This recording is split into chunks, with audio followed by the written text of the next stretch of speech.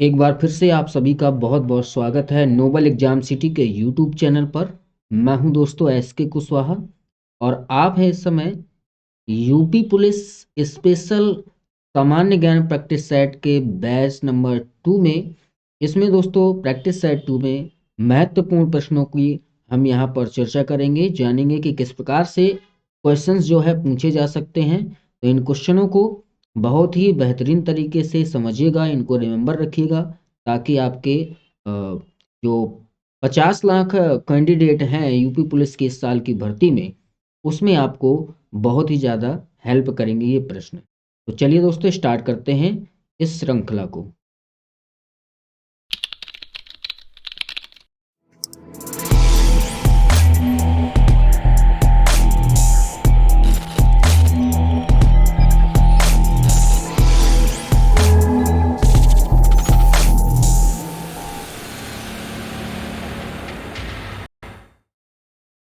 तो दोस्तों पहला क्वेश्चन आपकी स्क्रीन पर लगा हुआ है। देखिए, जब भी आप ये प्रैक्टिस सेट जीएस का हल करें, आप अपने पास एक आंसर की जरूर रखिएगा और फिल करते जाइएगा मेरे क्वेश्चन का आंसर बताने से पहले, और बाद में कमेंट के माध्यम से जरूर बताइएगा कि इन क्वेश्चनों में से जो 38 प्रश्न इस श्रृंखला में हैं प्रत्येक टेस्ट में, तो उसमें कितने आपके सही हुए।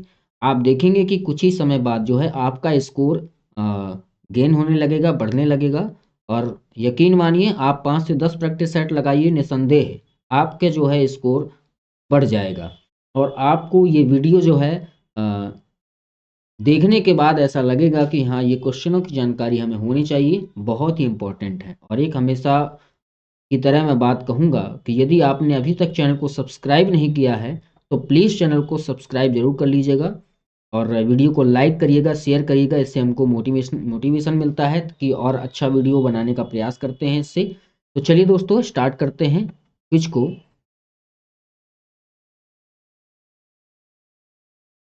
तो क्वेश्चन है यहाँ पर, संयुक्त राष्ट्र के सतत विकास लक्ष्यों के संदर्भ में एसडीजी 10 ये यहाँ पर इंपॉर्टेंट है, ध्यान रखिएगा। एसडीजी 10 निम्न में से कौन सा है? असमानताओं में कमी, शून्य भुखमरी, जलवायु कार्यवाही या उत्कृष्ट कार्य और आर्थिक वृद्धि। देखिए, सतत विकास लक्ष्यों का जो एसडीजी है ये क्या है, ये समझ लीजिए। एसडीजी एक देश के भीतर आय में हो, लिंग, विकलांगता, नस्ल, जातीय, मूल धर्म या आर्थिक या अन्य स्थिति के आधार पर आय में असमानताओं की कमी के लिए जाना जाता है। क्लियर है ना?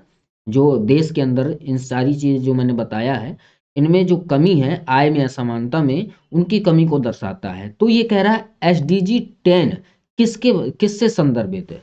तो दोस्तों एसडीजी 10 हो जाएगा, ये हो जाएगा एसडीजी 10, ये हो जाएगा असमानताओं में कमी। क्लियर है ना? अब शून्य भुखमरी के लिए कौन सा यूज करेंगे? तो शून्य भुखमरी के लिए एसडीजी होता है, एसडीजी 2 यूज होता है, एसडीजी 2 यूज होता है, यह ध्यान रखिएगा।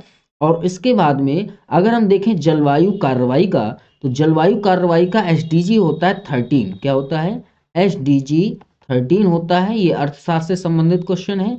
और उत्कृष्ट कार्य और आर्थिक वृद्धि के लिए होता है दोस्तों एसडीजी 8। क्या होता है? एसडीजी 8 होता है। अगर हम बात करें शून्य भुखमरी की, शून्य भुखमरी का 2 हो गया। और शून्य गरीबी का क्या होता है? तो ये याद रखिएगा, शून्य गरीबी के लिए हो जाता है दोस्तों 1 नंबर। क्या होता है? एसडीजी 1। ठीक है। जलीय जीवों की सुरक्षा के लिए 14 होता है। स्थलीय जीवों के लिए होता है 15। और शांति और न्याय के लिए होता है 16। क्लियर है ना? तो ये चीजें, ये आपका जलीय हो जाएगा, जलीय। ये हो जाएगा स्थलीय, यानी कि थलीय कह सकते हैं, स्थलीय कह सकते हैं। और 16 हो जाएगा शांति और न्याय के लिए। ठीक है ना? शांति और न्याय के लिए। तो ये चीजें हैं। नेक्स्ट क्वेश्चन, निम्नलिखित में से कौन सी भूकंपीय तरंगें सतही तरंगें हैं? जल्दी से कमेंट करें आंसर। ठीक है, कमेंट करते जाएंगे, इससे आपका थोड़ा सा मोटिवेशनल मिलेगा कि किस प्रकार से हमारे जो है आंसर सही है या पता है या नहीं पता है। तो सेशन को शेयर जरूर करिएगा अपने सभी दोस्तों को।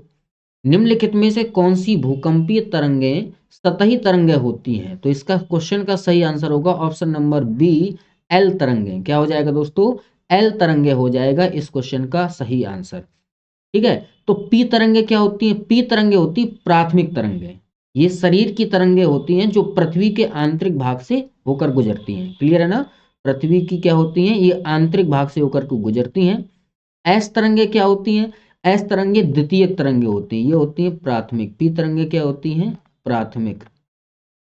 ठीक है, एस तरंगे क्या होती हैं? एस तरंगे होती हैं द्वितीयक तरंगे, ये होती हैं द्वितीयक तरंगे।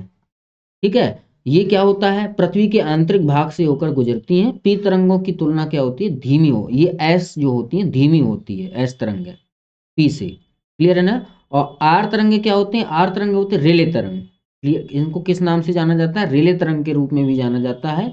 इसमें संपीड़न और कतरनी गति दोनों होती है। इसमें क्या होती है? इनको कहा जाता है रेले तरंगे। ठीक है, पूछा जा सकता है कि रेले तरंगे किनको कहते हैं, तो एम तरंगे हो जाएगा। ठीक है, और पी तरंगों और लंबवत चुंबकी जो होती हैं इनकी परस्पर क्रिया उत्पन्न होती है, किसकी? पी और एस की। तो ये पी और एस जब क्या करते हैं? परस्पर क्रिया करते हैं तो चुंबकीय तरंगे उत्पन्न होती हैं। तो यहाँ पर भूकंपीय तरंगे सतही तरंगे जो होती हैं वो सही आंसर आपका ऑप्शन नंबर बी हो जाएगा। इस क्वेश्चन का सही आंसर बी है। नाउ नेक्स्ट, 1947 में मरणोपरांत परमवीर चक्र से सम्मानित मेजर सोमनाथ शर्मा किससे संबंधित है? कौन से रेजिमेंट से? तो यहाँ पर आपका सोमनाथ शर्मा, मेजर सोमनाथ शर्मा हो जाएंगे कुमाऊं रेजिमेंट से संबंधित। किससे हो जाएंगे? कुमाऊं रेजिमेंट से संबंधित हो जाएंगे। इस क्वेश्चन का दोस्तों सही आंसर हो जाएगा। ठीक है, कमेंट जरूर करते जाएं क्वेश्चनों को, आंसर जो है कमेंट करते जाएं। अगला क्वेश्चन कह रहा है भारत की जनगणना 2011 के अनुसार निम्नलिखित में से किस केंद्र शासित प्रदेश का लिंगानुपात सबसे अधिक था? लिंगानुपात सबसे अधिक दोस्तों था पांडुचेरी का। किसका था? पांडुचेरी का। ये आपका हो जाएगा आंसर। क्लियर है ना? तो अब अगर देखें यहाँ पर ये चीजें जो है लिंगानुपात जनसंख्या से संबंधित एक क्वेश्चन आपका बनता है, तो जनसंख्या वाला वीडियो देख लीजिएगा, डिस्क्रिप्शन में लिंक में दे दूंगा। तो जनसंख्या से संबंधित जो वीडियो है वो एक बार जरूर देखिएगा। जनसंख्या जनांक आंकड़े 2011 का पढ़ के जाइएगा, एक क्वेश्चन आपसे जरूर पूछा जाएगा। ठीक है साथियों, चलिए बढ़ते हैं अगले क्वेश्चन की ओर। अगला क्वेश्चन कह रहा है कि भारतीय संविधान के निम्नलिखित में से किस अनुच्छेद के तहत प्रत्येक वित्तीय वर्ष में वार्षिक वित्तीय विवरण संसद में प्रस्तुत किया जाता है? किस अनुच्छेद के तहत? तो दोस्तों यहाँ पर जो है वित्तीय विवरण जो प्रस्तुत किया जाता है संसद में, अनुच्छेद कितना? 112। ठीक है, किससे? 112 से संबंधित है। याद रखिएगा ये चीजें। 156 क्या होता है? 156 राज्यपाल का कार्यकाल है। ये क्या है? राज्यपाल का कार्यकाल हो जाएगा। ठीक है, और 100 जो 34 दिया गया है आपका आपराधिक मामलों के संबंध में सर्वोच्च न्यायालय का अपीलीय अधिकार। ठीक है,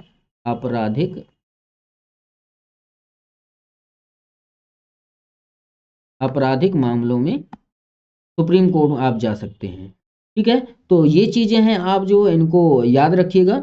नेक्स्ट बढ़ते हैं अगले क्वेश्चन की ओर। कह रहा निम्न में से किसे उस प्रक्रिया के रूप में परिभाषित किया जा सकता है जिसमें सरकार एक या एक से अधिक कंपनियों को अधिकांश हिस्सेदारी बेचती है, जबकि सरकार के पास अभी भी इसका स्वामित्व होता है और अल्पसंख्यक हितधारक के रूप में बनी रहती है।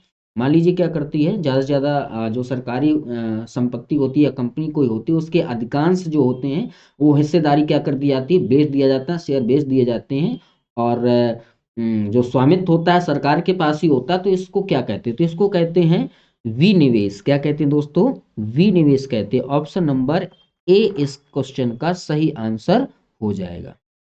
ठीक है, अगले क्वेश्चन की ओर चलेंगे। अगला क्वेश्चन कह रहा है Roman Catholic church basilica of our lady of grace ये कहाँ स्थित है? ये इंपॉर्टेंट है साथियों, इसको मैं 5 स्टार देना चाहूंगा इस क्वेश्चन को। तो इस क्वेश्चन का सही आंसर होगा मेरठ। क्या हो जाएगा? मेरठ इस क्वेश्चन का सही आंसर हो जाएगा। इसको जो है आप बहुत ही अच्छे से स्क्रीनशॉट ले लीजिएगा और देखिएगा, हो सकता है वो मोस्ट इंपॉर्टेंट क्वेश्चन है ये, इसलिए इसको जो है याद रखना है। नेक्स्ट, निम्नलिखित में से किस व्यक्ति ने जून 2023 में नर्सों को उनकी विशिष्ट सेवाओं के लिए राष्ट्रीय फ्लोरेंस नाइटिंगेल पुरस्कार 2022 और 23 प्रदान किए? तो ये सारे पुरस्कार कौन प्रदान करते हैं? ये करते हैं राष्ट्रपति। तो इस समय कौन है? द्रौपदी मुर्मू हो जाएंगी। ऑप्शन नंबर ए इस क्वेश्चन का सही आंसर हो जाएगा यहाँ। नेक्स्ट, हड़प्पा सभ्यता से कौन सा शहर लगभग विशेष रूप से मनका बनाने, खोल काटने, धातु के काम, मुहर बनाने और वजन बनाने सहित क्राफ्टिंग उत्पादन के लिए समर्पित था? तो ये था दोस्तों आपका चहुंदड़ो। क्या था? चहुंदड़ो। ठीक है। मोहनजोदाड़ो ये कहाँ पर है? मोहनजोदाड़ो और हड़प्पा यहाँ वर्तमान में कहाँ पर है? पाकिस्तान में स्थित है। तो हड़प्पा सभ्यता से संबंधित जो है आप सारी चीजें क्या कर लेंगे? समझ लेंगे। और इम्पॉर्टेंट है, एक क्वेश्चन आपका जरूर आएगा हड़प्पा सभ्यता से संबंधित। नेक्स्ट क्वेश्चन दोस्तों, नेक्स्ट है आपका, कह रहा है कि निम्नलिखित में से कौन सा कथन उत्तर वैदिक काल के संबंध में गलत है? गलत ढूंढना है। कह रहा पूरे पश्चिमी उत्तर प्रदेश गंगा यमुना दोआब तक फैला हुआ है और दक्कन, विंध्य और दक्षिण भारत में भी प्रवेश किया। बिल्कुल सही है ये। कह रहा बलि जो एक स्वैच्छिक उपहार था, एक अनिवार्य कार्य बन गया। हाँ, बाद में अनिवार्य कार्य बन गया था। जौ सतत रहा लेकिन चावल और गेहूं मुख्य फसल बन गई। ये भी सही है। पहले जौ जो है मुख्य फसल थी, उसके बाद में धीरे धीरे धीरे धीरे चावल और गेहूं मुख्य फसल बन गई।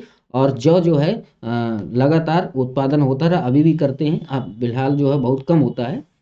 नेक्स्ट, निम्नलिखित में से कौन सा भारतीय नौसेना जहाज जून 2023 में कोलंबो की परिचालन यात्रा पर जाने के लिए तैयार? यानी कि जून 2023 में कोलंबो के लिए गया, उस विमान का उस जहाज का नाम क्या था?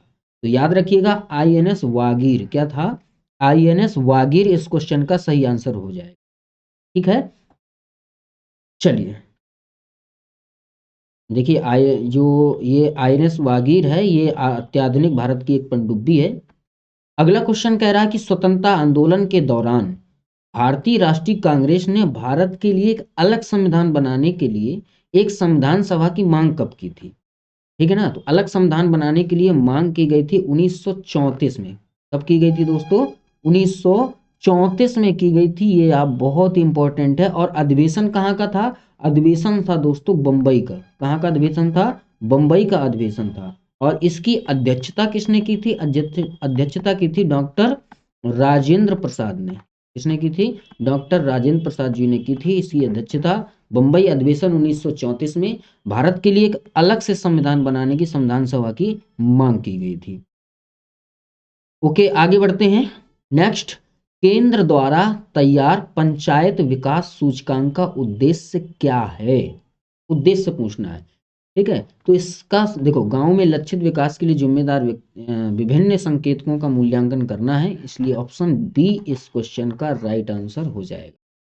अगला क्वेश्चन है, 15 से 17 जून तक G20 कृषि मंत्री परिषद बैठक कहाँ हुई? ये भी इंपॉर्टेंट क्वेश्चन है क्योंकि 2023 में G20 की बैठक हुई है। तो इसलिए इससे संबंधित आपके क्वेश्चन बनते हैं। एक क्वेश्चन तो बनता ही है। तो इस क्वेश्चन का सही आंसर आपका हो जाएगा ऑप्शन नंबर सी। ठीक है। नेक्स्ट,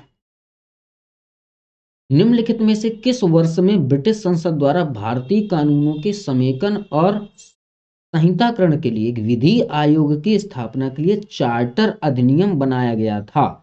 ठीक है। तो इस क्वेश्चन का सही आंसर होगा आपका 1833। कब किया गया था? 1833 में। किसके लिए? कानूनों के समेकन और संहिताकरण के लिए एक चार्टर अधिनियम पेश किया गया था। कब? 1833 में। नेक्स्ट है, निम्नलिखित में से कौन से हैलोजन क्रमशः कमरे के तापमान पर ठोस और तरल होते हैं? ठीक है। मतलब कौन सा हैलोजन जो होगा कमरे के तापमान पर ठोस होगा और कौन सा तरल होगा? तो देखिए, कमरे के तापमान पर जो ठोस होता है वो आयोडीन होगा और ब्रोमीन हो जाएगा तरल। तो इस क्वेश्चन का सही आंसर होगा ऑप्शन नंबर बी। क्या हो जाएगा? ऑप्शन नंबर बी इस क्वेश्चन का सही आंसर हो जाएगा। ओके, नेक्स्ट चलते हैं। नेक्स्ट क्वेश्चन साथियों कह रहा है कि निम्नलिखित में से कौन सी महासागरीय धारा अटलांटिक महासागर से संबंधित नहीं है? ये याद रखिएगा, अटलांटिक महासागर से संबंधित नहीं है। ठीक है। तो इस दोस्तों इस क्वेश्चन का सही आंसर हो जाएगा एल्गुस। क्या हो जाएगा? एगुलस धारा। क्या हो जाएगा? एगुलस धारा। ये आपकी अटलांटिक महासागर से संबंधित नहीं है, और बाकी सभी जो हैं ये अटलांटिक महासागर से संबंधित हो जाएंगी। क्लियर है दोस्तों? चलिए आगे बढ़ते हैं नेक्स्ट क्वेश्चन की ओर। भारत में अंडमान और निकोबार और लक्षद्वीप सहित मुख्य भूमि के समुद्र तट की कुल लंबाई कितनी है? ठीक है, यानी कि अंडमान निकोबार लक्षद्वीप ये सभी को मिलाकर के समुद्र तट की भूमि कितनी है। मान लीजिए देखो, अब समुद्र तटीय भूमि कितनी, जैसे देखो समुद्र तटीय भूमि क्या होता है, ये अपना क्या हो गया, ये अपना हो गया प्यारा भारत, कुछ इस तरीके से है। तो देखो समुद्र यहां से लेकर के यहां तक समुद्र है, ये क्या है, समुद्री है। लेकिन आपका यहाँ पर लक्षद्वीप भी है और यहाँ पर अंडमान निकोबार द्वीप समूह भी है, तो इन सब का मिलाकर के समुद्र के किनारे किनारे की जो भूमि है उसकी जो लंबाई है वो कितनी है, तो वो हो जाएगी दोस्तों 7516 किलोमीटर। कितनी हो जाएगी? 7516 किलोमीटर हो जाएगी। ठीक है, ये आप जो है याद रखिएगा, इसको इंपॉर्टेंट है दोस्तों। चलिए आगे बढ़ते हैं अगले क्वेश्चन की ओर। कह रहा है विंबलडन टेनिस टूर्नामेंट किस प्रकार की सतह पर खेला जाता है? ठीक है, तो ये हो जाएगा आपका ग्रास कोर्ट। क्या हो जाएगा? ग्रास कोर्ट हो जाएगा इस क्वेश्चन का सही आंसर। नेक्स्ट है दोस्तों, कह रहा है दक्कन के पठार के पूर्वी और दक्षिणी भाग में कम वर्षा वाले क्षेत्रों में क्रिस्टलीय आग्नेय चट्टानों पर विकसित होता है। क्या विकसित होता है? दक्कन के पठार के पूर्वी और दक्षिणी भाग में किससे, कम वर्षा वाले क्षेत्रों में क्रिस्टलीय आग्नेय चट्टान। अब यहां से देखो आग्नेय चट्टान है कम वर्षा के कारण, तो आग्नेय अग्नि कैसी होती, लाल होती है, तो यहां पर क्या हो जाएगा, लाल मृदा आपका सही आंसर हो जाएगा। ऑप्शन नंबर डी इस क्वेश्चन का सही उत्तर होगा।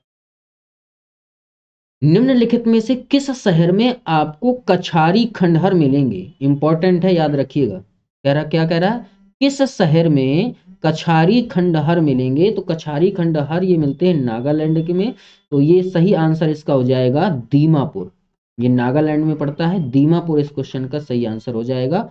अगले क्वेश्चन की ओर बढ़ेंगे। अगला क्वेश्चन है आपका, सर्वप्रथम बाल विवाह निषेध अधिनियम किस वर्ष पारित हुआ था? बाल विवाह निषेध अधिनियम कब पारित हुआ था? तो ये हुआ था 1929 में। कब हुआ था? 1929 में बाल विवाह अधिनियम पारित हुआ था। इस तो ये सही आंसर हो जाएगा आपका। अगला क्वेश्चन है, और इससे क्या संबंधित है? तो इससे संबंधित है शारदा अधिनियम। किस संबंधित है? शारदा अधिनियम। तो देखो इस अधिनियम के द्वारा पहले जो लड़कियों की शादी की उम्र 14 वर्ष थी, पहले क्या थी, 14 वर्ष थी, और फिर 14 वर्ष से क्या कर दिया, 18 वर्ष कर दिया। क्या कर दिया? 18 वर्ष। और इसको क्या किस नाम से भी जाना जाता है? शारदा अधिनियम के नाम से भी जाना जाता है। तो यदि क्वेश्चन आ जाए शारदा अधिनियम किससे संबंधित है, तो याद रखिएगा बाल विवाह निषेध अधिनियम से संबंधित है। ठीक है, चलिए बात करते हैं अगले क्वेश्चन की। सिंधु नदी जो तिब्बत में कैलाश श्रेणी के उत्तरी ढलानों से निकलती है, निम्नलिखित में से किस राज्य केंद्र शासित प्रदेश से भारतीय क्षेत्र में प्रवेश करती है? ये इंपॉर्टेंट क्वेश्चन है ये भी। इस क्वेश्चन का देखो भारत में प्रवेश कहां से करती है? लद्दाख से। कहां से करती है? लद्दाख से करती है, इसलिए सही आंसर आपका हो जाएगा ऑप्शन नंबर डी। ओके, बढ़ते अगले क्वेश्चन की ओर। कैंसर के उपचार के लिए किस तत्व के आइसोटोप का उपयोग किया जाता है? कैंसर के उपचार के लिए, तो कैंसर के उपचार के लिए आइसोटोप जो होता है वो होता है कोबाल्ट का। क्या होता है? कोबाल्ट। इस क्वेश्चन का सही आंसर हो जाएगा ऑप्शन नंबर ए। नेक्स्ट अगले क्वेश्चन की ओर बढ़ते हैं। अगला क्वेश्चन कह रहा है कि जम्मू और कश्मीर में फरवरी या मार्च माह में कश्मीरी पंडितों द्वारा निम्नलिखित में से कौन सा प्रमुख त्योहार मनाया जाता है? कश्मीरी पंडितों द्वारा तो वो मनाया जाता है हेरत महोत्सव। क्या मनाया जाता है? हेरत महोत्सव मनाया जाता है। ऑप्शन नंबर बी इस क्वेश्चन का सही आंसर हो जाएगा। ठीक है, नेक्स्ट, जब वस्तु को वक्रता केंद्र से दूर यानी दूर रखा जाता है तो अवतल दर्पण के कारण बनने वाले प्रतिबिंब की प्रकृति क्या होती है? ठीक है, जब वस्तु को वक्रता केंद्र से क्या रखा जाएगा, दूर रखा जाएगा, तो जो अवतल दर्पण पर बनेगा वो बनेगा वास्तविक और उल्टा। क्या बनेगा? वास्तविक और उल्टा। ऑप्शन नंबर ए इस क्वेश्चन का सही आंसर हो जाएगा। अवतल दर्पण कैसा होता है? गोलाकार दर्पण होता है जिसका परावर्तक सतह अंदर की ओर घुमावदार होता है। परावर्तक सतह क्या होता है? अंदर की ओर होता है। नेक्स्ट कह रहा हाल ही में किसने यूआईडीआई के सीईओ का पदभार ग्रहण किया है? ये पिछले सेट में भी था ये क्वेश्चन। तो इस क्वेश्चन का सही आंसर क्या होगा? अमित अग्रवाल। क्या हो जाएगा? अमित अग्रवाल इस क्वेश्चन का सही आंसर हो जाएगा। नेक्स्ट निम्नलिखित में से कौन सा राज्य भारतीय संविधान की छठी अनुसूची के अंतर्गत नहीं आता है? छठी अनुसूची के अंतर्गत नहीं आता है तो वो है आपका, देखो, त्रिपुरा है, मिजोरम है, त्रिपुरा है, मिजोरम है, असम भी है, क्या नहीं है? सिक्किम नहीं है। तो आपका आंसर क्या हो जाएगा? ऑप्शन नंबर डी हो जाएगा। क्या हो जाएगा? ऑप्शन नंबर डी हो जाएगा दोस्तों। देखो छठी अनुसूची क्या है? छठी अनुसूची असम, मेघालय, त्रिपुरा और मिजोरम। इसका चौथा राज्य क्या है? असम, मेघालय। क्या छोड़ दिया? मेघालय छोड़ दिया।